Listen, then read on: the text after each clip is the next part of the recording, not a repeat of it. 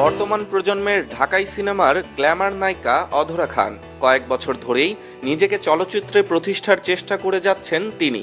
উপহার দিয়েছেন বেশ কিছু সিনেমাও, কাজ করছেন বাংলাদেশ ও ভারত দুই দেশেই। বলা চলে বছরের বেশিরভাগ সময় পারিবারিক ব্যবসার প্রয়োজনে তিনি দেশের বাইরেই কাটান। কাজের পাশাপাশি নানা দেশের পথে পথে পর্যটকের মতো ঘুরে বেড়ান তিনি। প্রকৃতি পরিবেশের সঙ্গে মানিয়ে সাজ পোশাকে ছবি তুলে পোস্ট করেন ফেসবুকে।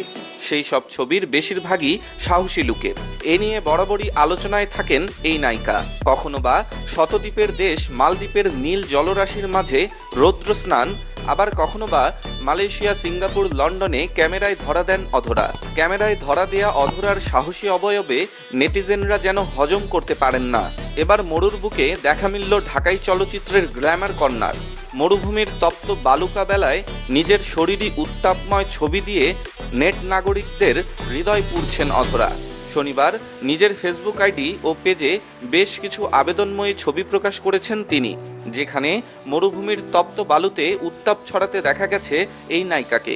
ছবিতে elegant loose cotton linen long deep neck lantern full sleeve ড্রেসে দেখা গেছে অধরাকে।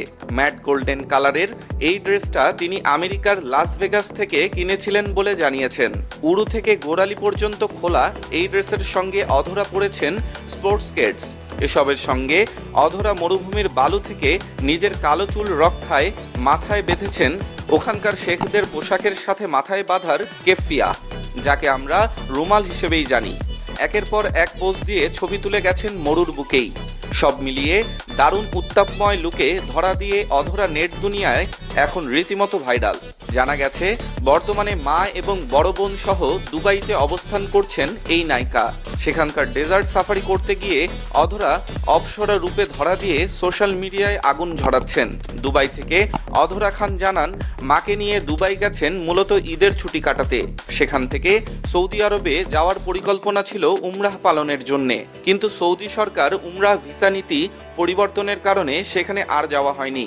এরপর দেশে ফিরে আসতে চেয়েছিলেন, কিন্তু দুবাইতে অতিবৃষ্টির কারণে বিমানবন্দরে জলাবদ্ধতা তৈরি হওয়ায় দেশে ফিরতে পারেননি। তবে ফ্লাইট চালু হওয়ায় 30 এপ্রিল মাকে নিয়ে দেশে ফিরছেন।